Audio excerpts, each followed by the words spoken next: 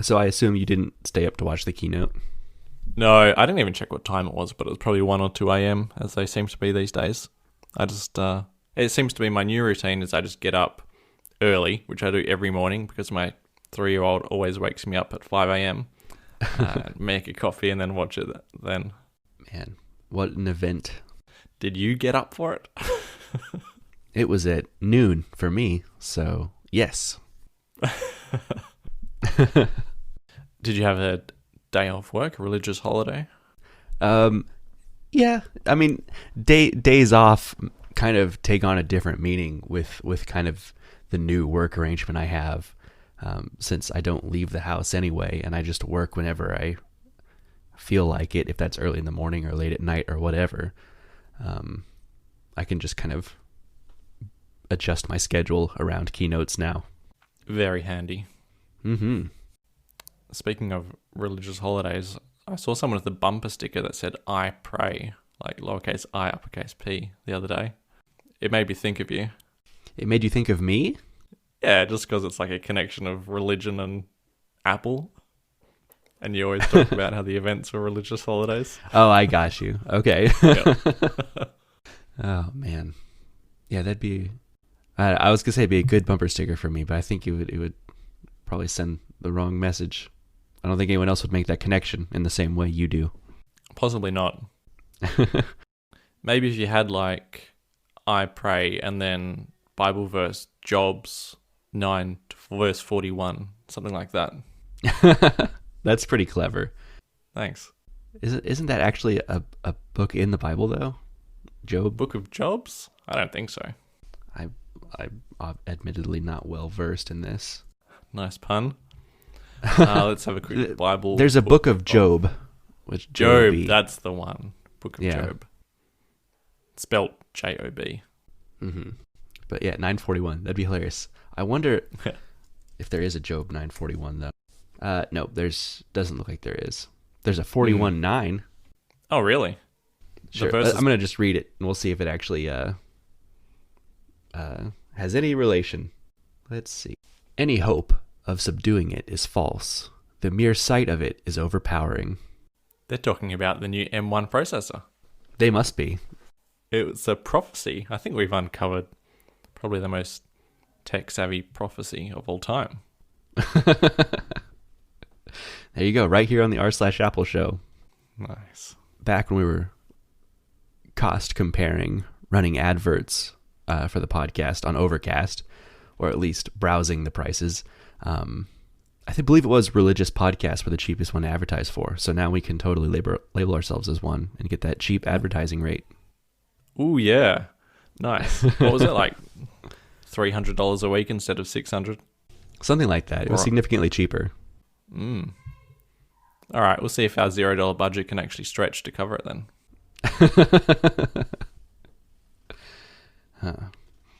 All right. Well, I'm excited to get into the keynote stuff, but I also really want to hear about how your watch repair went. Yeah, it went really well. Where did we leave off? Oh, last show I hadn't even been into Apple. Mm-hmm. So I guess I could start there. I went into Apple. The first notable thing about visiting an Apple store is that I had to wear a face mask, which was highly unusual, and I had my temperature checked for the first time anywhere at all this year. All the Apple staff had face masks. It was actually kind of comical because it was in the middle of a shopping center and no other shop in the shopping center treated anyone like this. Like, because it's been business as usual in Western Australia for many, many months now, more or less. I mean, there are a few things here and there, but basically business as usual. No COVID cases for 6 months. And here we are, everyone in the Apple store wearing face masks and getting temperature checks. So that was weird. But anyway, I explained the situation to the genius. Explained it had happened to a previous watch of mine. Explained that the watch was from the United States. It wasn't a local model. And that it was also, well, I didn't have to explain, but showed him it was a stainless steel model. And he confirmed that wasn't covered by the extended repair program. But as they do, they say, "Oh, I'd better go back and talk to the manager about this."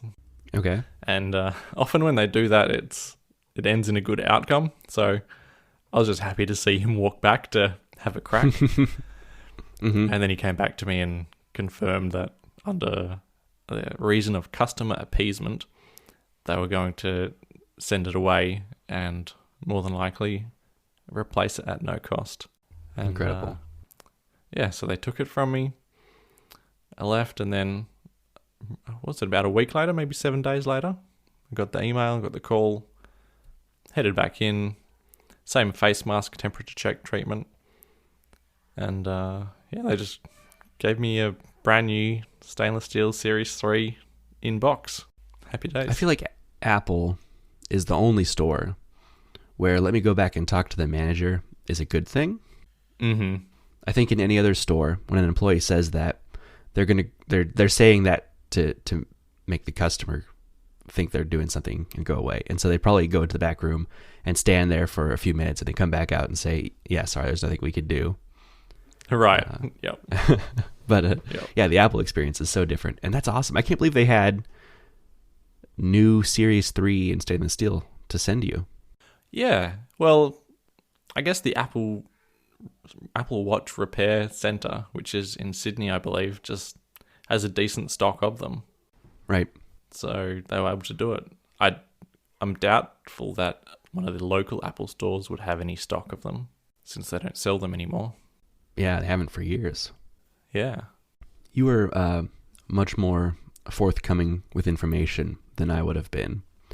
Had I walked into the Apple store in your situation, I'm sure they'd probably enter the serial number and see this themselves, but I wouldn't be upfront about, yeah, I had this watch shipped to me from the other side of the world, for fear of them saying, well, if it's not an Australian watch, we were not going to replace it for you or something. Mm-hmm. Yep.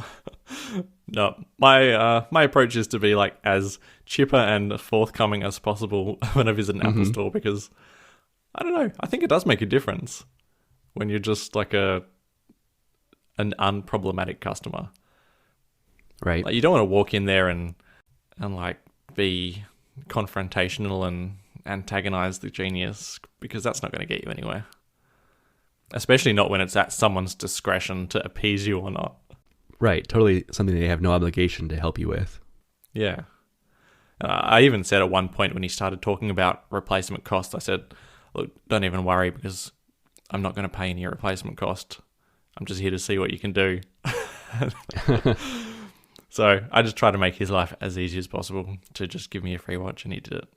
That's awesome.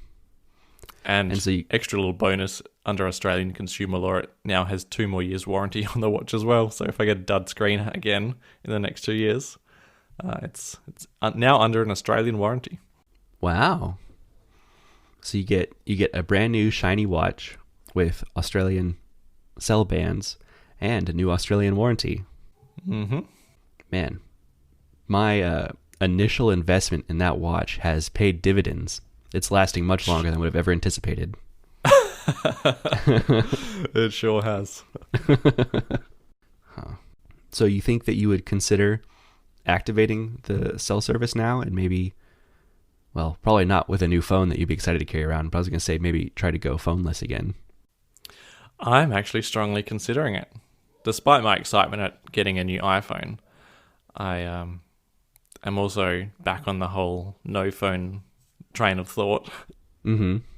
And I've been doing something really funky since I got my watch back. I've actually been carrying it around as if it's a pocket watch. Really? Okay. Yeah. So the Velcro loop, whatever it's called, actually does kind of fold back on itself in a way that makes it quite hand-holdable as a pocket watch. And I've turned off things like wrist detection and what else? Yeah, actually, I think wrist detection is the only thing you really need to turn off to have like a functional pocket watch. The important stuff is still protected under a passcode. Like Apple Pay will still prompt you for a passcode. But otherwise, like, you only need to put your passcode in once you take the watch off a charger, and then it's unlocked until you manually lock it or put it back on the charger. Let me send you something in Discord real quick, because wearing the Apple Watch as a pocket watch is something that I've considered in the past, and there is an accessory that you can pair with the Apple Watch to make it function as one, complete with a chain and a pop-open lid and everything. That's the next level. Yeah, I haven't seen this exactly, but I have looked at things like this. Mm-hmm. Now, this is like a clamshell for the watch. I don't think I'd like to have a full clamshell. Like, I don't want to really open anything to be able to see the screen. But simply attaching a chain to the watch would be very useful, just for security. Have it tethered to your body in some way. Right. And it's so small. You could miss your pocket or something when you're trying to replace it, and you wouldn't even notice. Yeah. And it would work fairly well, especially if you have the wrist detection turned off and you had AirPods paired with it. You can still listen to your music and your podcasts. You can still make and receive phone calls and text messages. And it would never even have to come out of your pocket. That's right. But you do miss out on the most basic wristwatch functionality that I think I use my watch more for than anything else. To check the time? Mm-hmm. If I decided to do this full time, I would probably actually wear a regular watch as well. Just like a little digital Casio, I think, to check the time. Sure. You also have the benefit of a brand new battery now. So battery life if you're going to go full cellular, man, why did you even order an iPhone? I can still return it. I actually saw today that Apple's return window for anything received from this point is 8th of January, which is a long time in the future. So I've got a long time to decide whether this is going to stick or not. Yeah, they've already got their holiday return window. That's good. One minor issue with going cellular on the Apple Watch is my current phone plan is, speaking in US dollars, it's like $10 a month, whereas the cheapest plan that would let me add an LTE watch is more like $35 a month. So it's quite a jump. Wow, interesting. I think with my current, this is probably not comparable in any real way. My current phone plan is $250 a month, but it'd only be an extra $10 a month to add my watch if I wanted to. $250 a month? Are you joking? No, that's not a joke. $250 US dollars per month for a phone plan. Right. So first of all, US telcos are notoriously more expensive than anywhere else. But on top of that, I'm, paying for an unlimited plan with unlimited data for 2 phones. So it's still pretty high, but it's not outside the realm of what to expect to pay for something like that in the US. That's like more than private healthcare in Australia. Don't get me started on healthcare. Wow, 200. I can't get over that. That is insane. $250 compared to 10. What does your $10 get you? Well, not much, but I don't really use much data. Right. You'll probably laugh at this, but I think it gets me like, I don't know, 12 gig or something. That's a lot. I don't even check because 12 gigs is a lot. Yeah, I think I use 6 or 7 gig a month. Yeah. When I was still on a shared family plan with my parents and my brother years ago, we shared 10 gigabytes between the 4 of us. But even a plan like that was like over $150 a month. Mm-hmm. So, wow. Is this the high end of phone plans? Like, what if you went to one of the low-cost carriers? Are you getting closer to the double digits? Sure. Yeah, if you wanted not unlimited data, that helps a lot. And I need to consider that now that I'm, completely working from home and barely use data. It was a lot bigger deal when I was doing a lot of traveling. You could easily get unlimited talk, text, and a couple gigabytes for $50 a month. That's more reasonable. Right. And then there's a lot of like pay-as-you-go carriers, and even Google Fi is pay-as-you-go here in the US, and I don't know what their prices are exactly, but you pay per gigabyte you use every month. Also sounds decent. Okay. $250. Comparing it to what you pay, it sounds ridiculous, but it does. Yeah. if you want unlimited data, and unlimited data has so many tiers, right? It's not just like I don't want you to ever at one point cut off my data, because that's one tier, that's the lowest one, just never cut me off. Then there's one that says like, I want to be allowed to watch YouTube videos at HD resolution, because base unlimited plans will like limit YouTube to only be 480p. And there's plans that say I don't want to be throttled after a certain threshold, so you got to pay so they don't slow you down after you pass 10 gigabytes. And yeah, so there's a lot of types of quote unquote unlimited that I would argue are not unlimited if you have qualifiers on it like that. But it seems like the telcos have won that battle. So $250 is exactly to the dollar the amount of repayments I was paying on my car when I was still paying it off. Yeah, I could buy another car, I suppose, if I didn't have a phone. Yeah. Anyway, you mentioned AirPods before, and I just stuck it in the notes because around 3 months ago, the microphone in my left AirPod stopped working, and then yesterday the microphone in my right AirPod stopped working. So a little issue here with the AirPods. No microphone left. Do they get wet or anything, or what's causing that? I don't think so, but I don't know so either. I mean, like you're not sure if Johannes has thrown those in the pool as well. I probably would have noticed, but he might also have done it and then quickly fished them out and put them back in their case. Anyway, I've got another Genius appointment, so I'm heading back to the same Apple store for my temperature check and face mask in 2 days from now. So I'll have an update by next show whether I also managed to get some new AirPods out of them. I don't see why you wouldn't. That seems like something they would very easily replace for you. And then you have brand new AirPods that will last forever as well. With the warranty and with the new batteries. I'll cross my fingers. Are you still on the first generation AirPods? I got the second generation AirPods, so like the 1.5s, and then I also upgraded the case to the wireless case after that. Okay. So, yeah, second gen. Awesome. Is there another gen of AirPods? Besides no, Pros? there's the first gen and the second gen, which can come with or without the wireless charging case, and the Pros. Right, okay. And all rumors are pointing to the third gen AirPods taking on an AirPod Pro design, just minus the ear tips. AirPod Pro design. Ah, okay. So they're going to be a bit stumpier and thicker. Right. And depending on what features they have, fingers crossed they have spatial audio, because I really don't want in-ear headphones, but I'd love to try out spatial audio. Yeah, it sounds really good. Well, I'm not sure they'll be coming this year, because you'd think if Apple was going to release them, it would be in time for Christmas and probably at an event. And I don't think we're going to get an early December event now that we've had 3, and the third one was called One More Thing. Right. Yeah, I think that the earliest we can expect them is beginning of next year.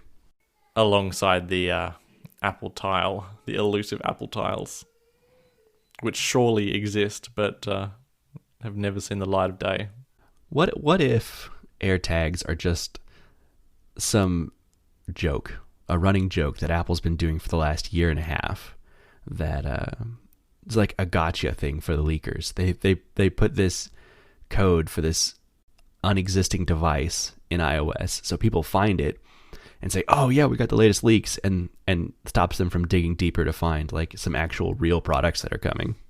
Or it's a leak detection thing, so they're just seeding these releases with the Apple Tile stuff to certain groups to try and narrow down who are the people that leaked out the files.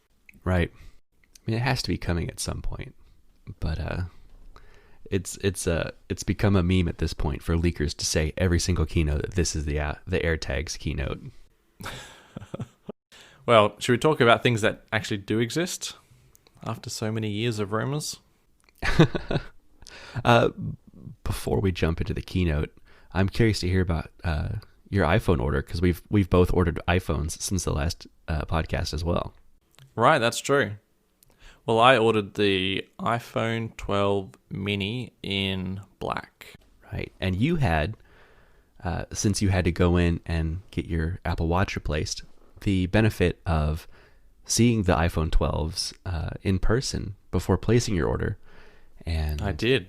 Obviously not the Mini and Max, but the regular 2 I did. Right. And you had sent a note to me saying that you thought the black color was not as attractive as you initially thought. So I'm curious how you decided to still go with black in the end. Yeah, it wasn't as nice as I thought. Mostly because you've got the black, but then you've also got the glass over the black. And it just gives it a little bit of a kind of a plasticky look, even though it's not plastic. Mm-hmm. It's not a nice, deep sort of black. It's certainly nothing like the jet black iPhone 7.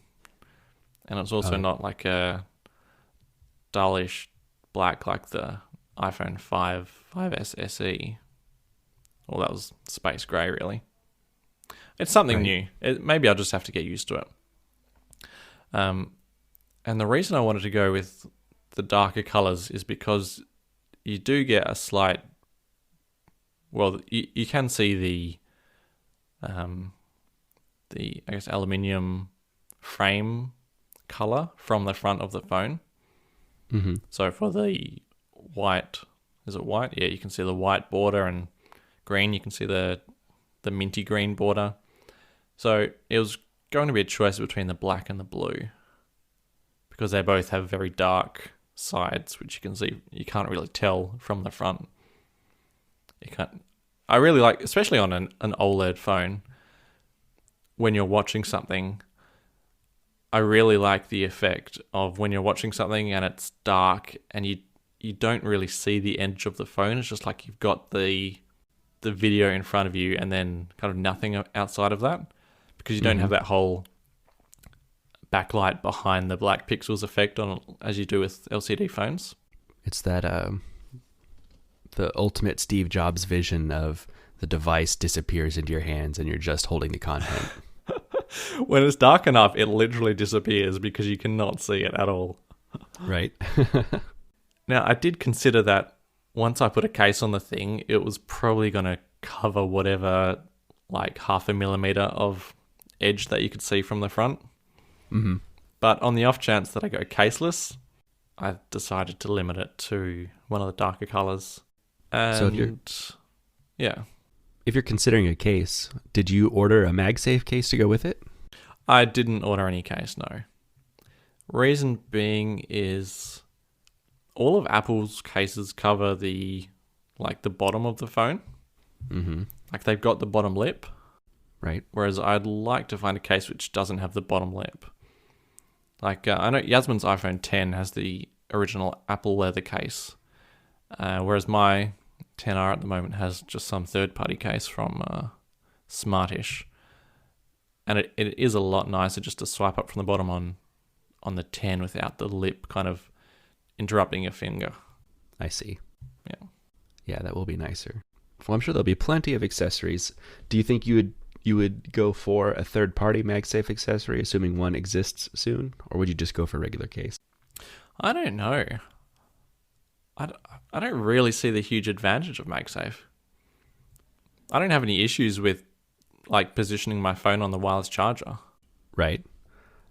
But I think for cases exactly like you described, if you're worried about the case having to wrap around the phone slightly to hold on, and maybe interfering with your swipes from the side even, the MagSafe allows it to just come up the sides and not have to wrap around the front at all, and maybe eliminate that edge entirely. Oh, really? Okay. I was under the impression that even Apple's MagSafe cases wrapped around the front slightly. They may, but in theory, a third-party one wouldn't necessarily have to if they have strong enough magnets in the case. I haven't been too impressed by the strength of the magnets either in holding the phone to things, or the case to the phone, or anything to the case or the phone. So you got to play with MagSafe? No, just from what I've seen online on review videos. Ah, I see. Yeah, I think that the existing accessories for MagSafe don't seem that impressive in terms of the hold. But yeah, again, in theory, the accessory itself could implement stronger magnets. And Belkin seems to be very confident in the strength of the magnet since they have a car mount that is holding the phone on only with the magnet. So I would like to see that accessory specifically to see exactly how strong that hold can be. That would be very convenient because I do not like the current workflow of getting in my car and messing around with the knockoff Kensington airlock, whatever it's called, and then messing around with the lightning cable. That whole process is could be greatly optimized, especially with MagSafe. Well, I almost forgot to order my iPhone. What? I know. It was such a busy week for me last week that Friday rolled around on me without even realizing it.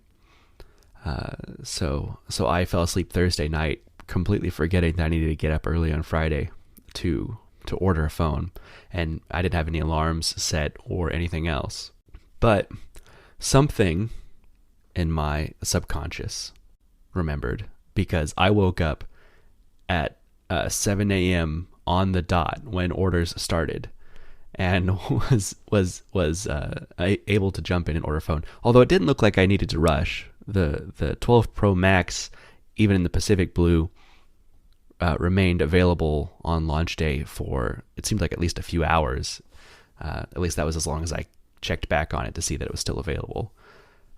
So it didn't end up being that big of an issue either way. But in my heart of hearts, I woke myself up because I knew how important this was. Your subconscious was looking after you very carefully. That's right. I actually had a bit of trouble with the order process because I wouldn't accept Australia as a valid country. Really? For some reason, yeah, it showed an error on the address as invalid. Then I went to the address screen and Australia was in red, showing that it was invalid. So it actually took me quite a few minutes of futzing around with addresses to get my order through. But right. Did you try entering instead Britain's trash dump as the country? Oh, I didn't know we were roasting today. So what was the issue?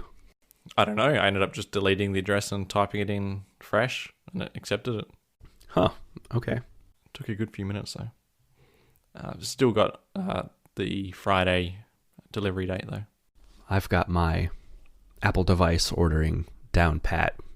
At least when I've got a little bit of a window between announcement and pre-orders. I've got the Apple Store app where I favorite the device I want, so that as soon as the store comes up, I just go right into favorites and I click Apple Pay and it scans my face and it's ordered. I don't have to worry about anything. See, I've tried many times, but it never works as smoothly as it should. I've always made sure my address is up to date, make sure the card's there, there's money on the card, it's in my favorites, but there's always a little glitch somewhere. Something always gets me, trips me up. Luckily, I'm a nerd that sits there refreshing the page, so I can at least make all these mistakes like within the first 5 minutes of orders being available. I even worry about things like because the order that things come up versus the website or the app, it changes year to year. So I sit down in front of my iMac and I've got my iPhone and my iPad Pro in front of me, and on both of those I'm opening the Apple Store app and then force closing and reopening on both of those, and refreshing the Apple Store on Safari on my Mac, and I'm just waiting for the first one to come up for me. Yeah, I got the app doing that this time. What about you? Yeah, the app did seem to be the first one that popped up for me as well, which is usually what happens, but occasionally the website comes up first. I have a real pet peeve with the Apple Store app. It stops any audio from playing, so every time you launch it, it stops like the podcast I was listening to or the music. It's done that since day one. Very frustrating. Interesting. I wonder if it's because they anticipate playing you like some kind of product video or something in the app. Even so, just like you can still play stuff while leaving background audio playing. Right. It's to build anticipation. You're going into the Apple Store. You're going to buy a new phone. Everything's got to go silent for the dramatic moments leading up to the purchase. You should actually play some like soothing or dramatic music or something like that. as you're going through the order process. Maybe the Jaws music. Something building up to the moment you scan your face and double click. Well, we've been able to make it 30 minutes without talking about the big news of the day. Oh, you got one more thing in the notes, or is that supposed to be for the post show? What are my notes? What do you see? Capital A, capital S, lowercase I, exclamation mark. Yeah, that is the acronym for Apple Silicon. That was my placeholder for the event. Oh, all right, okay. I don't know what it was, but I did Google it at one point to try and work out what it might be, and I came up with nothing. I don't know where this started. I think it may be on the Apple subreddit that this has been just the given acronym for Apple Silicon. I've never seen it. Maybe I made it up in my head. Maybe. Well, good morning. Good morning. And a good morning it is, because Apple has blown away current CPUs with basically an A14 with a few more transistors. Is that a general summary of what the M1 package, or what are we going to call the M1? Is it an SIP? Is it a CPU? Is it I'd go with SoC. SoC containing the world's fastest CPU, or is it the world's fastest SoC? That is a very strong claim that they open the show with. I don't know how you measure fastest, right? Because if you say you've got the fastest CPU, I interpret that as clock speed, but I wouldn't anticipate this to be especially high clocked. It certainly isn't. It's like a 1.8 base clock turbo boosting to 3.1 if some of the earlier reports are to be believed, and put a huge asterisk on that to say it's still quite early to really report any definite stats on the thing. Right. So I'm sure they've got some magical way that they've been able to massage the numbers to make that claim, but that by no means means that the new MacBook Air is the fastest computer in the world or anything. No, especially considering it doesn't even have a fan. So, right. Yeah, even if it achieved the fastest speeds in the world, it probably wouldn't be for all that long. Right. So I've just got to say, this event, I watched it live 7.5 hours ago as of us recording this. And my heart is still like calming down from the event. The anticipation, like this is one of my most anticipated keynotes of the last few years. We've been talking about this for as long as we've been doing this show, the day that Apple Silicon will be coming to the Mac. So the anticipation leading up to this keynote for the months in advance has just been getting stronger and stronger up to the morning of, and then just what an awesome event. I laughed, I cried, I screamed in joy, and it was it was an experience, and I'm so excited to be a part of it. I'm so excited to finally get to talk about it with someone after sitting here for 7.5 hours being overwhelmed by everything that was shown. Can I try and guess the moments at which you laughed, cried, and screamed? Sure. Yeah, go ahead. Okay. I'm going to guess laughed is the moment where Craig opened the laptop and it instantly woke. Yep, got it. Yeah, laugh. Yeah. I'm going to jump to screamed is when they actually announced the third Mac, which was the MacBook Pro, because that was a little bit of a shock to me. Yeah, that was one of the more exciting moments. All right. But cried, I'm drawing a blank. I'm gonna sound like such a sentimental baby. Cried's not the right word, but I definitely got a tear in my eye. This is a spoiler. I got a tear in my eye when John Hodgman came on screen. Okay. That's fair enough. Yeah, I almost missed that part because I wasn't watching it live and I skipped a few bits and pieces here and there. And when I saw the credits, I was like, all right, that's done. But thankfully someone posted it on the subreddit, so I caught it then. Oh man, I also almost missed it because as soon as the keynote ended, I was quickly refreshing the Apple Store. So I immediately tuned out, waiting for the store to come up. So, well, we can jump to that as well because pre-orders are already available, aren't they? They are, yeah, and we'll be shipping to customers early next week. So there's not even having to wait a whole week for them. I totally did not expect that. I thought we would be pre-ordering it later in the year to receive it next year, but Apple Right. is just smashing expectations out of the water because a change as huge as this often comes quite slowly. But it's going at the pace that they promised. And yeah, we're going to have these computers next week. You told me that you were interested in getting a new laptop and a Mac Mini. Both of those are available. So do you want to just tell me what you bought? I bought a new MacBook Pro. Interesting choice. Yeah. I did not buy a Mac Mini, although I considered it. I'm looking at a Mac Mini specifically because I want to set a desktop computer up for my kids. With so much at-home school going on, they've been sharing a 2013 MacBook Pro between all of them, and I think it'd be nice to have another computer in the house for them to work on, and then something that can set up some educational games and stuff like that for them to play on as well. And for all of those things, the new Mac Mini is complete overkill. So I am going to take advantage of the fact that last year's or 2 years ago Mac Mini will be being resold at a much lower cost and pick up one of those instead for them. Fair enough. What about you? Were you anticipating a Mac?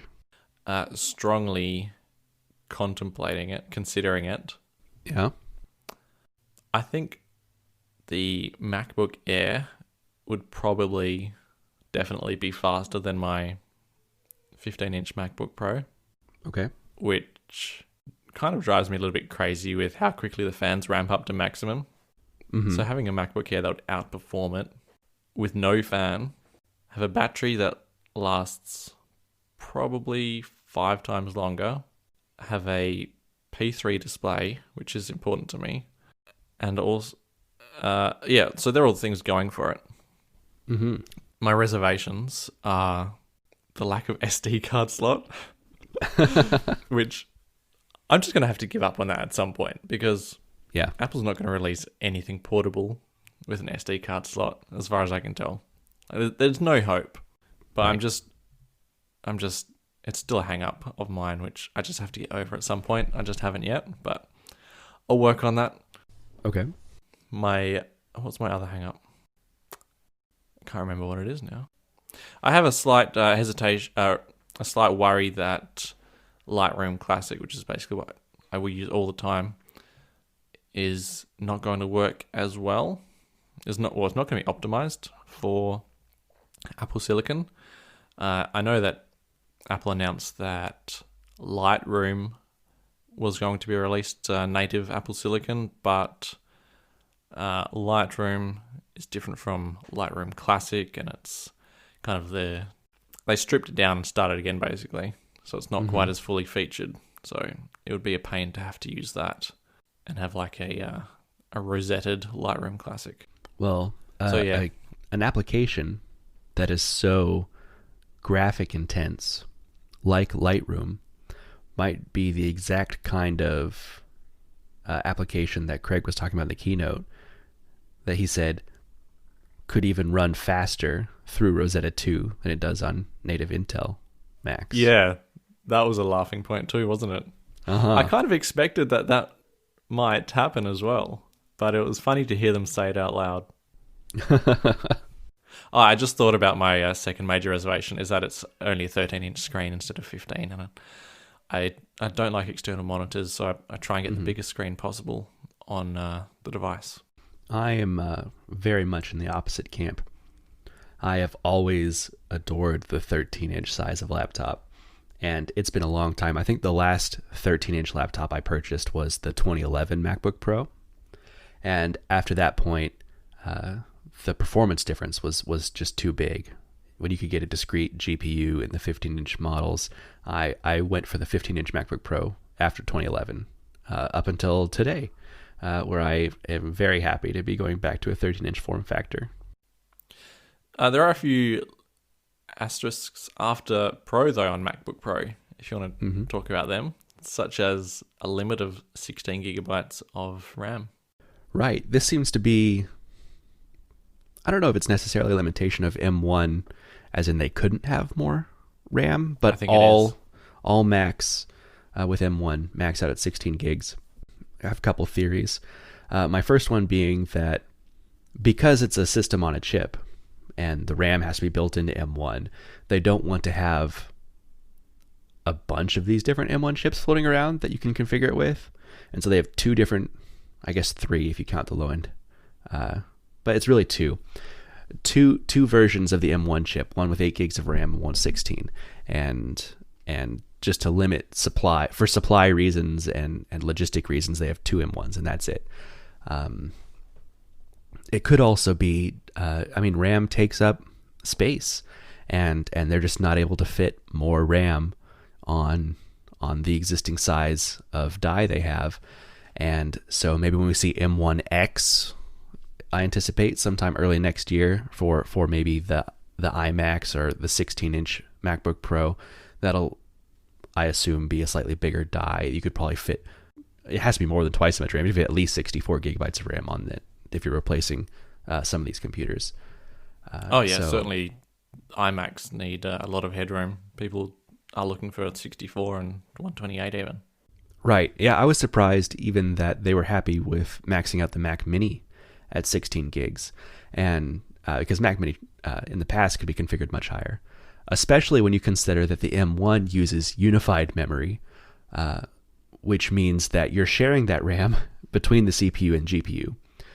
So 16 gigs of RAM doesn't quite mean as much RAM as it's meant in the past, because the GPU is going to be using some of that to store textures and whatever else it's used for at the time.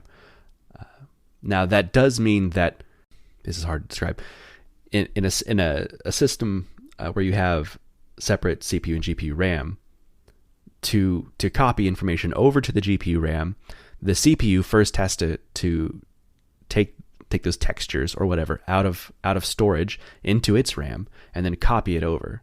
So you, in practice, only need to use half as much RAM to do the same thing now because they're sharing the RAM.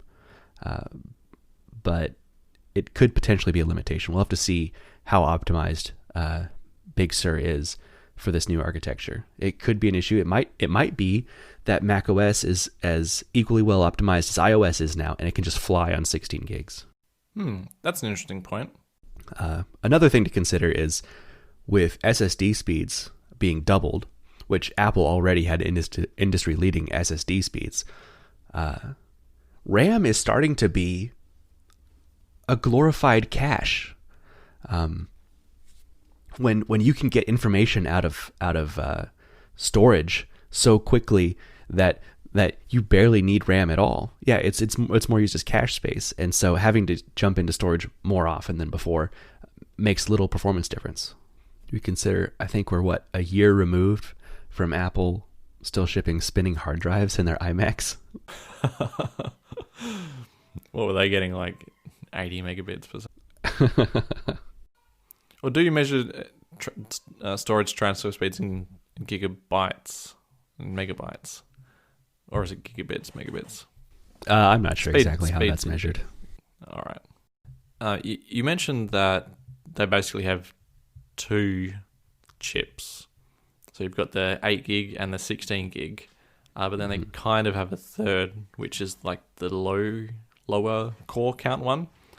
So that seems to be the chips that didn't quite yield all the cores functional, which just get chucked in the MacBook Air instead. Right, yeah, through the magic of binning. Lower core count. Right. So yeah, still technically two chips. It's just some of the chips that a core doesn't work on, just disable that core and can still use it, which reduces waste greatly, which is a especially big concern early on in the manufacturing process. The same way we saw A12X with one disabled GPU core, and then after they were able to perfect that manufacturing process, we have A12Z with all the cores enabled. Yep. Must be so nice of them just to have like this one chip in two variations, basically, and then cover 3 computing lines. Right. Yeah. The cost saving they must be experiencing, which if you go to r/Apple right now, that's all you hear about is, at least that's all I've seen on r/Apple, Mac Rumors, 9to5Mac, wherever. It doesn't matter that these are groundbreaking, blow away computers. Everyone's like, oh, Apple saved money and they didn't pass it on to consumers. I mean, except that really? The Mac Mini is cheaper and the MacBook Pro is a little cheaper. But yeah, not enough of a cost saving because who needs to recoup R&D or anything? No need at all. Someone always needs something to complain about. Oh, yeah. That's just Reddit, isn't it? Well, it's the internet. It's people in general. Right. The M1 cannot support eGPUs. So another reason that there must be something else down the track that's going to be put into any computer than that you would, well, firstly, support an eGPU with via Thunderbolt, and secondly, actually have like a PCI Express slot for an external GPU. I don't know if cannot is the right word, but does not. And it could be as simple as Apple's not bothering to write drivers for third-party GPU manufacturers anymore. But they have to. I mean, that's not going to be something going forward. Like the Mac Pro has to have external GPUs. Either that or Apple's going to start making all their own GPUs. I mean, it's hard to say going forward. I think it would be hard to sell a Mac Pro a year or two from now that doesn't allow the level of customization that pros demand. Apple learned that lesson already with the 2013 Mac Pro, that pro users want to be able to put in whatever cards they want. So hopefully they don't backtrack after years of the roundtable discussion talking about how, yes, we realize we made a mistake and we're going to correct it, and then years of developing the Mac Pro. Hopefully they don't immediately backtrack on all that after only a couple of years. But it's hard to say what their plans are right now. The GPUs themselves in the new computers, so that a 7 or 8 core GPU, and they're saying it gets, was it 3x performance over, was it the most popular? I mean, they use so many comparisons, it's hard to keep track. It's either the most popular PC laptop or the most popular one in this price point, or it's really hard to keep track. I think it was 3x. Yeah, I think they said specifically when it comes to the graphics that, I don't know if that 3x number is what applies, but it was definitely faster than any other integrated graphics, period. Which is a welcome change, because integrated graphics is still fairly dismal performance. Right. And then discrete graphics is just like hassle central, isn't it? Like what app's using it, when's it going to switch over, how quickly you're going to kill my battery. I'm talking portable computers here. But it's always been like a workaround. Yeah. And Apple's had a history of issues with discrete graphics cards. It seems like if there's an issue with your MacBook Pro down the line, a few years down the line, it's usually the discrete graphics card is having an issue, and right. It's usually solved by disabling it. Yep. Even iMacs had big issues with NVIDIA GPUs at one point. Right. How about the battery life on these computers, though? Now that, honestly, out of everything that Apple talked about today, the battery life is probably what got me most excited. I never would have dreamed to see computers with up to 18 or 20 hours of battery life. It seems completely unbelievable. Yeah, it's like it's unprecedented, isn't it? Oh yeah. MacBook Airs were unbelievable when they started hitting like 12 hours battery life. And that was, I don't know, maybe 5 years ago. And then as later generations of Intel chips came along, that was like slowly eaten into as they consumed more power. Right. And I don't remember what current stats are on Intel MacBook Airs. I think it's something like, I don't know, 10 hours of battery life. Yeah. But that was like unheard of to get 12 hours back when that was announced. And then to destroy that figure with 18 or 20 hours. It's astonishing. It completely changes the way I will think about portable computing going forward.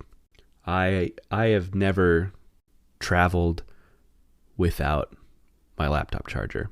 If I take my laptop with me, the charger always comes with me because I fully anticipate having to charge it throughout the day as I go.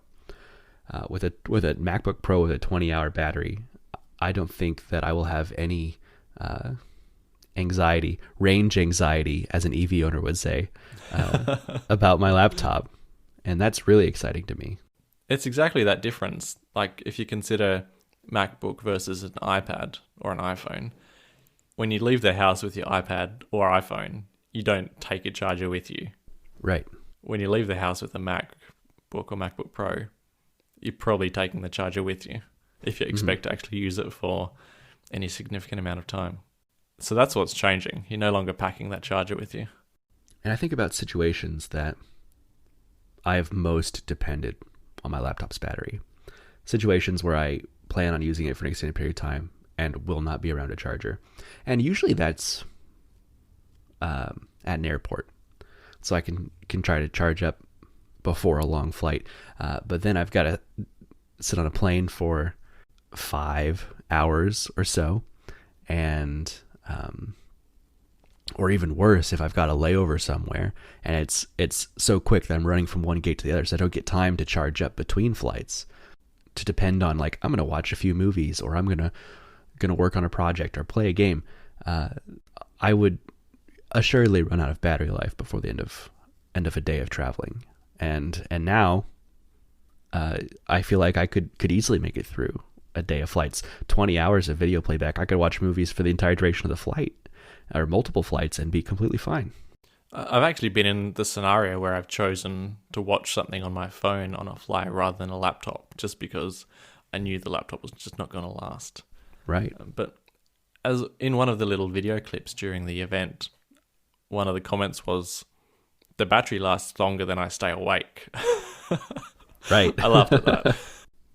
So yeah. And that 20-hour number is 20 hours of screen on time, 20 hours of usage. So assuming that you have a schedule that's not, I wake up and get on the computer until I go to sleep, this computer will easily last me days between charges. Yep. What is it that gives the MacBook Pro longer battery life than the MacBook Air? Do you know? It has to be that it's just a bigger computer with bigger batteries. Right. Because as far as the chips go, they're identical. And if anything, the MacBook Pro has to run a fan the whole time as well. So you'd expect it to maybe be a little less if everything else was identical. But it is a bigger case and has bigger batteries. The MacBook Pro also gained the Studio Array microphone of 3 microphones. Although the MacBook Air does have the 3 mics, they don't call it a Studio Array for some reason. Must be some subtle difference there. But previously that was only on the 16-inch MacBook Pro and the new iMac? New iPad Pro. New iPad Pro. Yeah. Actually, I think the iMac does have the Studio Array, now that you mention it. Yeah, It just seems weird to me to consider an iMac with a Studio Array of microphones, but yeah, I think you're right. I do look forward to your future podcasting from the built-in mics on your MacBook Pro. Going forward, I'll use that. I think it'd still be noticeably worse than my current setup. I would just really like to hear the difference, and I'll endeavor to put it in the next show if we can just record a little bit with that. Yeah, I will have my computer by the next show. I will set it up, and I will have it recording at least the beginning of the show. So we'll have both audio sources, and you can mix and match and see how they sound. Ah, perfect. Apple has certainly narrowed the gap this year. I very, very nearly went for the MacBook Air over the Pro because on paper they look like almost identical computers now. What twisted your arm then?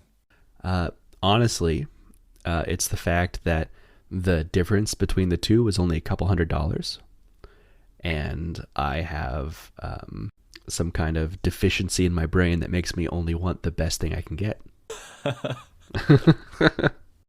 I mean, what I was anticipating happening prior to this keynote did happen exactly. Although I anticipated them having a couple different SoCs, but what I thought was that if I'm going to make a purchase before benchmarks come out, which because I am an impulse buyer and had to do that, I would have to go for the highest end one I could get. Because there's just no comparison for what the performance of these computers is going to be, and Apple made some huge claims, and Apple is honestly pretty good about not lying in that kind of respect when they're comparing performance. But they did show a lot of charts with no labels on the axes and things like that. So there is still a question of what exactly the performance is going to be on these computers, and without knowing the answer to that, I just went for the fastest one I could get to make sure that I'm not let down in a week or two when those numbers come out. I don't think you'll be let down with anything, but yeah, safe option. I think you're right. For a few $100 more. I guess right. If you've got the money, then it's an easy decision. And honestly, I really like the touch bar. So. Oh, you're one of those. Ugh. I think I'd choose the Air just so I didn't have to have it. Oh man, did you see that Apple changed up the function row on the MacBook Air? No? How do you mean? I'm going to find a picture. Yeah, pull up a picture of the MacBook Air and look at the function row. They changed some of the function keys. All right. So they got rid of Launchpad, and now that is a Spotlight search key. And they got rid of the keyboard backlight brightness up and down keys. And now one is for Siri, and one is to toggle Do Not Disturb mode. All right, so we've got screen brightness, mission control, spotlight, all fairly useful. We've got a microphone button, so that's Siri? I believe so. I guess it could be a dictation key, but I would assume it's Siri. I'd probably go with the dictation key, because it's not the Siri icon, and it is the dictation icon. And currently dictation's like double tap function, which no one uses. Oh, really? I have that hard-coded. Function twice. Dictation. That easy. Although, maybe you're right, because they also changed the function key. Function is not the primary key. It's the emoji globe. Oh, you're joking. Really? No. So I bet you're right. It is too. Yeah. It's probably just dictation. I wonder if you can hold it to activate Siri, though. I've got Command Spacebar held to activate Siri. Yep. Yeah, I think that's standard functionality, right? Yeah. Continue along. So we've got... So currently that's F5, we're talking dictation. So just keyboard Spotlight brightness F4 down. Replaced mission control. And then... That replaced F5. Launchpad. Mission control still on there. Launchpad, right. Oh, they've given up on Launchpad. Cool. Actually, I've got two keyboards in front of me. And so F5, F6 on the external keyboard are actually blank. But yeah, on the built-in keyboard, it's backlight brightness. And then 7, 8, 9 media controls, 10, 11, 12 audio volume controls. I dislike this very much. Okay. Backlight brightness up and down are probably the two function keys I would press the most when I had a laptop with those keys. Really? The touch bar negates the need for this. But yeah, I constantly fiddle with my backlight brightness. I'm very picky about it, between wanting it to be super bright for certain things and wanting it to be very dim but not off. I very much manually control that. I either have it off or on the lowest possible brightness. But it's also on auto brightness, so sometimes it changes itself. But I'm not an aficionado on backlight brightness like you. I feel like a dedicated button for Do Not Disturb is very weird on a computer. It seems more of like a phone feature. The only time I ever use Do Not Disturb on my Mac is when we record this podcast. I don't even use it then. Really? I worry that an incoming call will stop my recording if I don't have Do Not Disturb on. Okay. I don't know if it would. I'm not sure really either, get many phone calls, so... The only phone calls I get are spam calls, and they're set to silent anyway. Also very silly to have an emoji key, in my mind, on a physical keyboard. It's the emoji key, but it's also the language switcher. Which makes no sense on a physical keyboard. You're not going to change the keys. You're not going to change the keys, but you could change the language that you're typing in. I suppose. But I'm sure there's people that are dual lingual in typing, but I don't think very many of those people exist. Not in North America, maybe, but I mean the United States of America, but pretty much everyone in Europe's dual languages, aren't they? And Canada. But even if you spoke multiple languages, I don't think you'd want to change the order of the keys on your keyboard to type when you're going from French to German or something. They still use the same characters for the most part. You use the same characters, but you've got spell check, right? Oh, okay. If it is changing spell check, that's a difference. Although, I vaguely remember in the last couple of years, Apple being able to support spell check across multiple languages. But that may be just something I made up. No, that's correct. Definitely on iOS. Mm-hmm. I'm kind of doubtful on macOS. Let me just try it. I better do it in somewhere that supports spell check, not Safari. No, it's not switching language. Ah, okay. Maybe this is my narrow-minded Americanness coming out, that I just see that as an emoji key and has no other use. Hey, you said it. English and emoji are the only two proper languages. I've got all sorts of languages installed. Really? I've got English, Australian, emoji, German, Italian, and then like a copy pasta keyboard.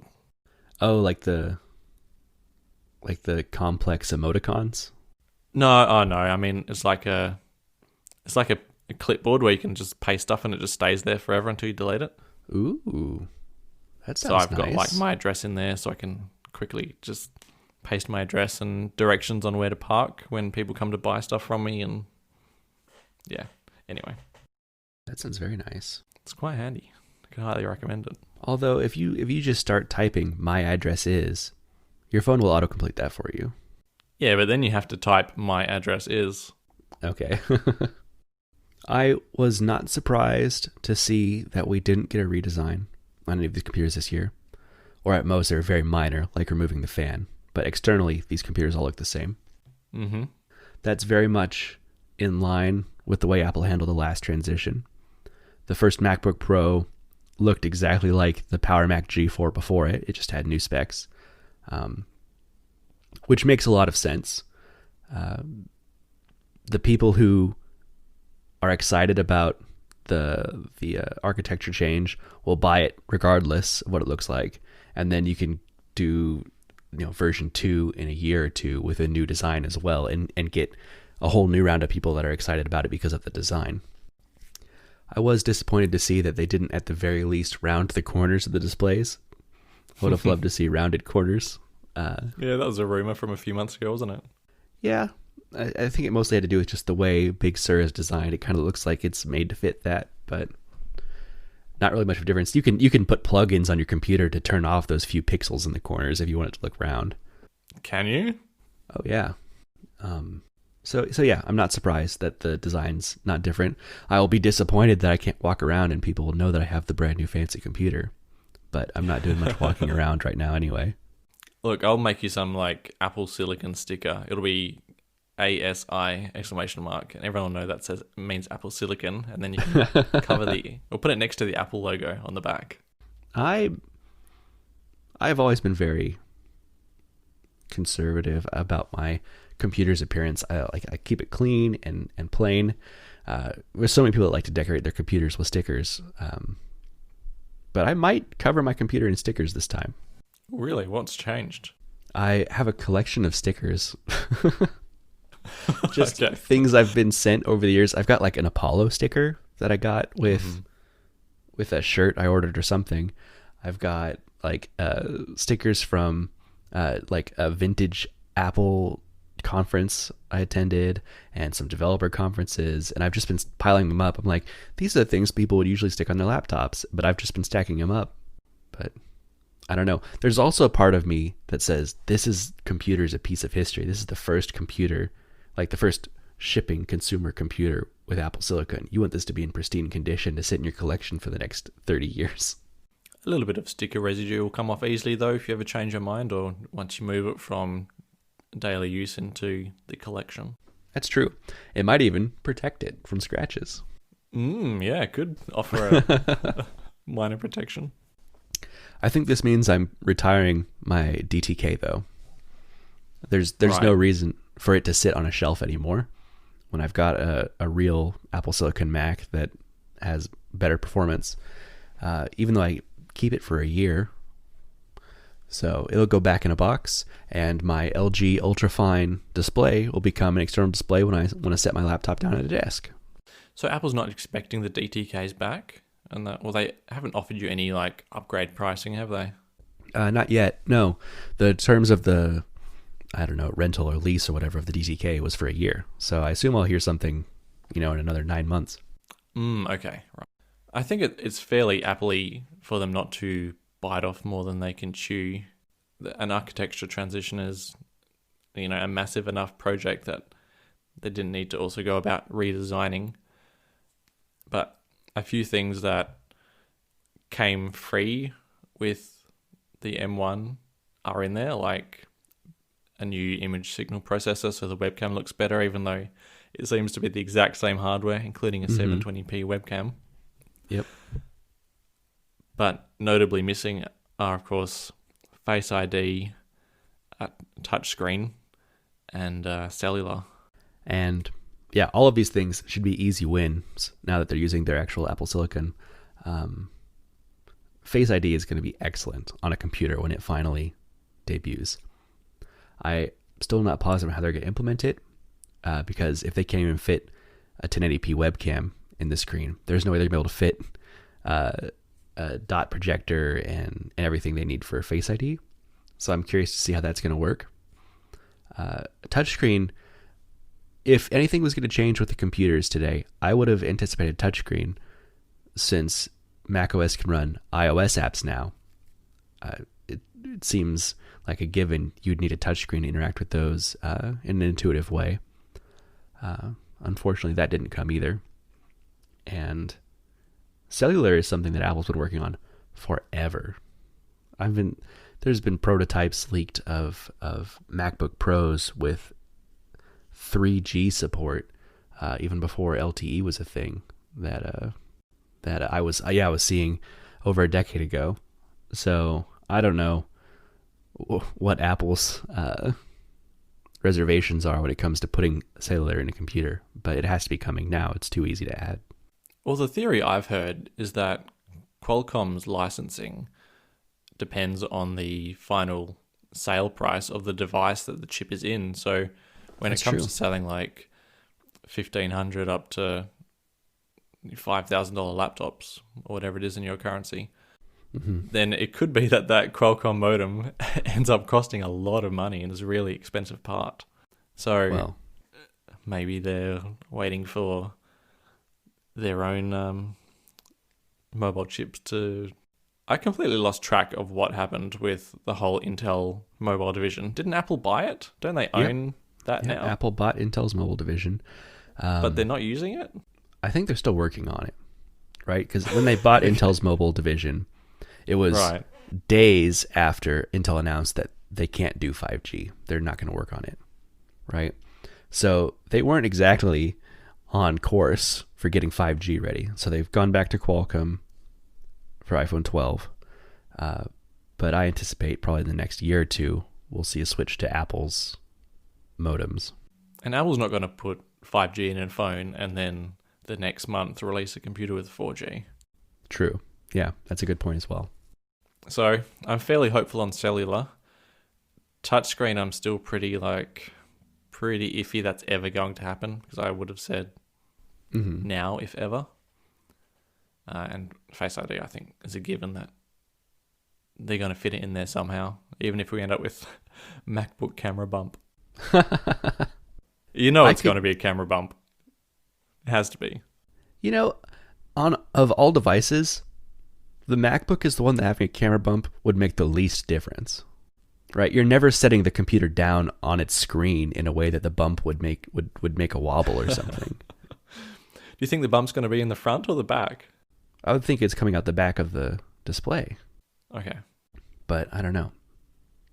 I guess it could be opposite. It could stick out the front a little, and they have an indent in the case. When the lid closes, it goes into the indent. Gross. Or there is kind of also already an indent there, because that's where the trackpad is. That's true. They make the trackpad a little deeper, potentially. What if the Face ID camera was in the base of the screen? In the hinge? In the hinge. I mean, it has a pretty good field of view. Yeah? I think so. They could just put it in the base above the keyboard with some kind of prism above it to reflect light coming in. I don't know. There's possibilities. I'm sure they're working it out. Maybe it could be mechanically extended and retracted. There's a great laptop, I think it might be by Huawei, that one of the function keys is a picture of a camera on it, and when you press the key itself pops up and the camera's pointing at you. No way. Mm-hmm. Huawei, the company that also has the phone with the camera that comes up? I bet they do. I'm not sure what Huawei's phones look like right now, since they're not allowed in the US. So, we haven't really mentioned yet the Mac Mini. No, we haven't. There wasn't a whole lot to note, really. I mean, the only thing I wrote down was that it doesn't have 10 gigabit Ethernet anymore. Yeah, that's a sad loss. I wonder... I don't know enough about I.O. It has to be something to do with the I.O. controller, and the M1 just doesn't support that speed. But, no... I mean, it can't be that complex, because you could just use a Thunderbolt to 10 gigabit Ethernet adapter and solve that problem. Oh, okay. So I'm not sure why they decided to not offer that configuration. They certainly cut back on the number of Thunderbolt controllers in the Mac Mini. The new one has 2 Thunderbolt ports. And 2 USB-A ports. Right. The old one had 4 Thunderbolt ports. And my understanding is that a Thunderbolt controller chip can only control up to 2 Thunderbolt ports. That's why we have some MacBook Pros with 2 Thunderbolt ports, because it's whether or not they had to add an extra controller chip in. Right. I don't know internally how this works. This probably is a ridiculous thing to say, but maybe the 10 gigabit Ethernet was doing some kind of internal Thunderbolt to 10 gigabit connection, and so to save a controller chip, they had to remove that as an option. Sounds plausible. Yeah, I don't know. Yeah, because there shouldn't be any technical limitations, since you can still get 10 gigabit Ethernet speeds with an adapter. So the Thunderbolt ports are USB 4. Right. Which is just Thunderbolt 3, but has a different licensing agreement to it. I'm not sure exactly how this works, but basically with Thunderbolt 3, you had to license it through Intel. And Thunderbolt 4 is like the first open version of Thunderbolt, which is the only reason that Apple can use Thunderbolt now with non-Intel chips. But it implements basically Thunderbolt 3 speeds. So we're not gaining anything really out of that version bump. Okay. I'm certainly going to have forgotten all of that in about half an hour. I mean, we've had episodes in the past talking about the confusing versioning numbers of Thunderbolt versus USB, and this is just another one of those that is a meaningless number change. So, yep. At least Wi-Fi's got numbers now, right? We've got Wi-Fi 6 in all of these computers. Yeah, that's exciting. Between phones having Wi-Fi 6 and my new laptop, I might finally start looking at investing in a Wi-Fi 6 router setup. AirDrop's going to be blazingly fast. Oh man, I can't wait for that. I have been using AirDrop more than ever recently with our uploading the podcast to our YouTube channel now. My workflow for getting those videos ready is getting the show audio, running it through FusionCast to create the video that is our cover art with the kind of gradient going behind it. And then I airdrop that video from my iMac to my iPad Pro, where I use LumaFusion to put the two of us on top of that video, re-export that in LumaFusion, airdrop it back to my iMac to upload to YouTube. Why don't you just do that in iMovie or something simple on the computer? Because LumaFusion exports faster than my 2015 iMac. Oh, of course it would. Yeah. Yeah. iPad Pro is so much faster now. What encoding do you export as? Oh, man. The default stuff. I actually keep it pretty low because I think the video is 720p itself. But I don't know what exactly encoding it is. H.264 or something like that. Okay. I don't think the MacBook has hardware encoding for H.265, so that would be an extremely painful process if you were to do that, whereas the iPad does. And these are fairly big video files we're talking about. Because I've gone back to using that gradient on our backgrounds, for some reason those file size are in the gigabytes. Hard to compress or something else. Okay. So, yeah, it makes a big difference. What else is there to say about the event? It was nice to see John Hodgman again. Tear to the eye. It really did. It made me nostalgic. I was disappointed, but not unsurprised that we didn't see Justin Long return. Mm-hmm. Why not surprised? Is he up to something else these days? I mean, I think he is working on some projects, but he did a few things. He made that mock Steve Jobs documentary right after he died, playing Steve Jobs, and I wouldn't be surprised if Apple has him on some kind of blacklist after that. He made a mock Steve Jobs documentary just after he died. Yeah, like literally the first quote-unquote Steve Jobs documentary, quote-unquote, that came out after his death was the one featuring Justin Long, and it was made by it's called iSteve. It was made by Funny or Die, that website, and it was it's like a parody of Steve Jobs' life. It dramatized moments and made up ridiculous things that happened, like in one point in the movie, Justin Long playing Steve Jobs had sex with Bill Gates' wife. And so I can see why he's probably on some kind of blacklist now for Apple. It seems in fairly poor taste, but I'm going to watch it regardless. Yeah, I bought it. I bought every Steve Jobs documentary or whatever after he died.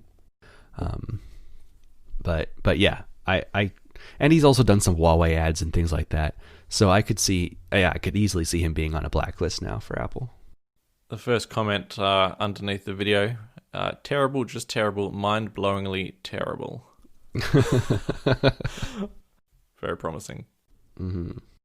Well, I'm James VDM on Reddit and Twitter. And I'm Jellywoot on Reddit and Twitter.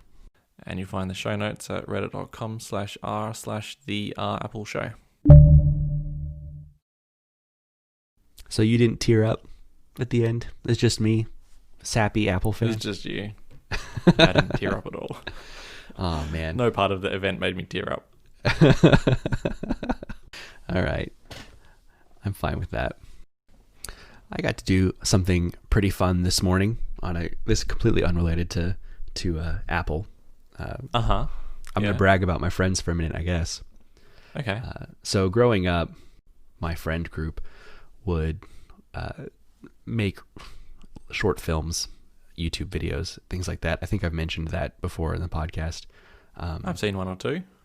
Oh man, that's embarrassing. But anyway, one of those friends in that friend group actually went on to become a filmmaker. He started at NYU and he's living in New York now. And he sent me a script the other day that I sat down and read. And it's not a story of like us growing up together, but it's heavily influenced by that. It's about a group of friends making films, and I got to read through the script, and and recognize all of these moments from my childhood and direct references to things that happened to us. And it was just really, really cool experience. That's cool. I don't think many people would ever have that experience either. Right. Who gets to say there's a movie being made about them? Is that what's going to happen with this? Or is it just live as a script? He wants to make it into a feature film. I don't know how that whole process works out. He says it's being submitted to some places now, but yeah, I'm very much on the outside of the filmmaking process. I'd imagine that the vast majority of scripts never make it past that point. I'm sure you're right, yeah. Well, once your iPhone 12 Pro Max arrives with Dolby Vision HDR 60 FPS recording, you could even undertake the project yourself. Yeah, there you go. Because, I've always been guilty of this, of thinking that my creativity is just limited by the tools I have. If I buy the right tools, suddenly I'll be making amazing things. And I have time and time again proved myself wrong. But I didn't get to mention in the show the configuration of Mac I ordered. Oh, no, you didn't. I guess there's not a whole lot to say. You would easily forget it, right? Right. There's not a lot of options there. There's slow storage and slightly slow. There's fast storage and then slightly faster storage. They're your two options. Well, I obviously picked the 16 gigs of RAM. Oh, yeah. You have to. 8 is a joke, especially in a pro computer. And I went right down the middle and got 1 terabyte of storage. Okay. Sounds very reasonable. Yeah. Which I kind of regretted afterwards, but another $400 for another terabyte seemed like too much to me. So. Oh, ridiculous, yeah. Especially when you can get like a 2 TB NVMe stick for like $200 these days. Right. And you can spend $100 for a 2 terabyte Thunderbolt external drive if I really need extra storage. So. Is that all? Wow. Yeah, it's on Apple's website. I just looked today. You can get a LaCie external 2 terabyte drive for $100. So, yeah. So I'm okay with 1 terabyte. That's been my computer storage configuration for the last decade. I've been getting the 1 terabyte model and have yet to need more. Wow. So yeah, my 2011 MacBook Pro was 1 terabyte, or whatever the closest approximation they had back then was. You might have to start making changes once you're recording all this 4K Dolby Vision HDR 10-bit 60 FPS video, though, for the movie. Yeah. A problem you won't have because you can record your 10-bit Dolby Vision HDR video at 30 FPS. It's a hard pill to swallow, but I'll choke it down. Man, all excitement I had for my iPhone coming in a few days is gone. And now I'm just excited for my Mac next week. It's not even here yet. I know. You don't care it hasn't even shipped yet. Like I went to the point where like, should I cancel my order? Because I do not care about this phone at all now. I was kind of in the same boat. Reason being is I'm only going to buy one thing this year. And I was like, I'm less happy with my computer than I am with my phone. Right. So maybe it should be the computer that gets the money spent on it. Especially if you're considering just carrying your watch. Especially with that, yep. And then with the holiday return period, it's so nice to have because it means I've got until the 8th of January to make this decision. Right. Well, I had a big moment of relief, actually, watching the keynote. I had started the keynote not necessarily anticipating purchasing a Mac today. Because you didn't think a Pro would be announced? I just didn't know what would be announced, and I'm not in a huge rush for a computer. I've needed a laptop for a while, but with things being the way they are now, I'm doing almost no traveling, so the laptop is almost unneeded at the moment. So I thought I'd probably sit it out and wait a little bit and see reviews or whatever. I got excited. The Apple sales pitch hooked me.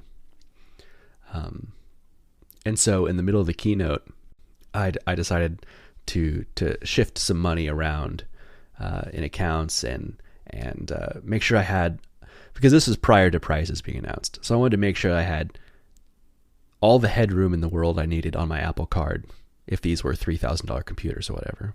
Ooh, yeah. So I freed up a bunch of a room on my credit card, and then they announced the prices. Surprisingly reasonable prices. I was very happy with the prices of the computers across the board. Nowhere near what I was anticipating. So that was a big relief. But then when it was time to purchase the computers, I was prompted, as I have been in the past, but ignored, to use the 0% financing on my Apple Card to purchase the computer. Mm-hmm. And I thought this was a great candidate for that. So I went that route instead. And I've got 12 months of interest-free financing on the computer, $158 a month for a year to buy the MacBook Pro. And it's so seamless to do with the Apple Card, and it's integrated in the Wallet app. And my first experience using the financing, and I'm very impressed by it. That's half the price of your phone plan. Right. It's excellent. Yeah. So. And you also have to stop paying it in 12 months as well, unlike right. your phone plan. I mean, when you're offered 0% financing, it's free money, so you might as well do it. Exactly. Yasmin is like so anti any sort of financing. Really? It must be a German thing, but just the thought of being in debt is like repulsive to her. I can understand that mentality. But it is cheaper if it's 0% financing. I mean, it might be cheaper than what? Than buying it outright. If you're spending the same money over 12 months, that means that, instead of spending $1,500 today, I spent $200, and the rest of that money sits in an interest-bearing account, right? So okay. I get a little bit of interest on the money I didn't spend, and I spend the same amount of money over time, but I've made interest on that money as well. Yeah, okay. So use that Apple's logic financing options in Australia are very limited. They do advertise it, but then, it's not like you click a few buttons on Apple's website and it all happens. It's a bit of a process. Mm-hmm. No iPhone upgrade program either, annoyingly. I need to get enrolled in that. But the fear of being enrolled in that program, meaning I don't get the phone on launch day, it's been enough to keep me out. So, right. Is that the case? I'm not sure. I honestly haven't looked into it enough to know. But my understanding is that you've got to send your phone. I assume they send you the phone before you have to send your old one back. Surely, because Apple wouldn't make you go without. Yeah, but I don't know if the Apple upgrade people take priority over day one purchases or not. I like having control over my buying experience. Okay. And but between you could have that money sitting in your account accruing interest. That's true. I actually don't know what the Apple upgrade program prices even look like anymore. But between being able to sell my last year's phone for at least half the price of the new phone, and then getting 3% interest back with my Apple Card, or 3% cash back using my Apple Card, it doesn't actually end up costing that much to upgrade every year. A few $100. Right. You divide that by 365 days a year. I pay $1 a day to use the newest iPhone, and I'm fine with that. Yep. But yeah, I've been all in on Apple's financing stuff forever. I had the Barclay Apple Card before the Apple Card existed. And now that card is just sitting in a corner with an empty balance. But I'm unloved. Yeah, unloved card. But I never want to. Man, I don't know if credit scores work the same over there as they do here, but it would hurt my credit to close that credit card. So it's just going to sit open and unused. I thought it hurt your credit to have an unused credit card that wasn't having payments made off on it, even if there was no debt. Could be completely wrong. It's kind of true, right? So you have to be at a certain threshold of total credit usage. So like a credit company sees it adds up all the available credit I have across all my credit cards, and it sees what percentage of that total that I'm using. So it's not at a per credit card thing. It's just in general. Okay. At least that's my understanding. If you ever wanted to get a bigger loan, then your borrowing capacity considers all credit cards that you have open as well. Right. So So it could be harder to buy a house, for instance, if you wanting to do that.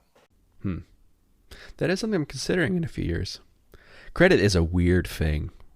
I paid off a couple cards a few months ago, which lowered my total credit utilization. That percentage went down, and it went down into like a more ideal zone, which caused my credit score to go up, which in turn resulted in me getting multiple letters from a couple of my credit card companies saying, we noticed that you have improved credit score, so we upped the limit on your credit cards because you are a good creditor or whatever.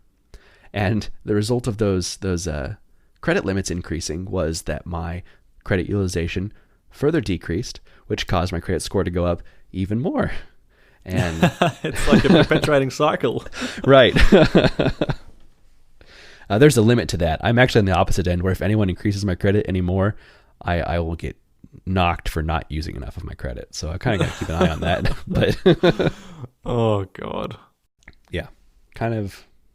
It's completely confusing and unintuitive. And like I have a credit card, my very first credit card from like when I left home for college. I opened a credit card. It's got a $500 credit limit on it still. Ooh, yeah. That I haven't used in years and years and years. But it's my oldest credit card. And so my entire credit age is based on that one card. And if I ever decide if I cancel that card, my credit age decreases and then my credit score drops. Right now, I'm just glad I don't really have a credit card to deal with all this stuff.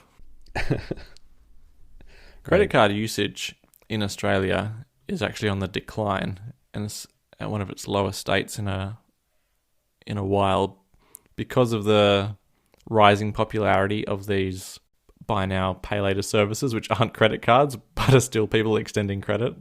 Interesting. Yeah. How does that work? I don't think I'm familiar with a service like that over here. Let me just find the name of it for you. But essentially, instead of paying for your $50 t-shirt, outright when you buy the t-shirt, it says, well, instead of paying $50, you can pay it in 4 easy repayments over the next 4 months. Oh, okay. And there's no interest rate to take into account because you are afterpay, that's what it's called. So Afterpay, okay.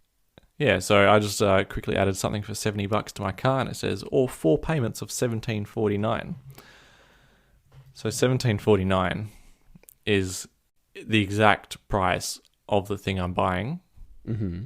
And the way that Afterpay makes money is that, obviously, if you don't pay it off in those 4 payments, then, actually I don't know this for sure, but I assume they start hitting you with fees for missed payments. Well, we're back to my free money argument, right? I've switched to using my credit cards for everything because I get cash back on everything. If I was to use a service like this or do a direct payment like with a debit transaction or something, I wouldn't be making cash back on all those purchases. Yep. Cashback's not a big thing here. There's only really Amex offers it, I think. The other MasterCard and Visa aren't really offering it as far as I know. But I'm also not really in the scene. Man. Yeah, it must be a US thing. It's considered irresponsible not to be using credit cards for your purchases because you can get so much money back. I'm assuming you use it responsibly. And maybe that's a big thing, is the temptation of having a credit card can be a hard enough thing for some people. But if you use it smart and you pay it off every month, you're actually making money using it. Easier than it sounds. I mean, harder than it sounds, I meant to say. Harder than it sounds. Oh, yeah. No, I'm the poster boy for harder than it sounds because of my tendency to impulse buy computers when Apple, says something cool about them. Mm-hmm. But yeah, in general, it's a good idea. Next time I talk to you, we'll both have new iPhones probably, and you'll even have a new MacBook Pro. First in a generation. Should be a good show. Yeah, I'll record it all on my laptop. Oh, yeah. Can't wait to hear that crispy audio. Man, what if it does sound really good? Like almost indiscernible. It's going to. I mean, we've heard what the 16-inch MacBook Pro Studio Array microphones sound like, Right. and it's comparable for the undiscerning listener. Wow. You think our listeners are undiscerning? I'll tell you what, anyone that's made it this long in the show, that's listened to us ramble for 30 minutes about not the big news of the day, and are still here at almost the 2-hour mark, and are listening to us ramble about more nonsense, those are the most discerning people. So, is that where we put the audio snippet? Is that what you're saying? No, I'm just saying, if this part makes it into the show, and people are sticking around long enough to hear it, I don't want them to be insulted by that they're not discerning. I'm right now saying they are discerning. Because these are our most loyal listeners. Are the most loyal, discerning listeners. Mm-hmm. I would agree with that. And thanks for listening. Yeah, thank you.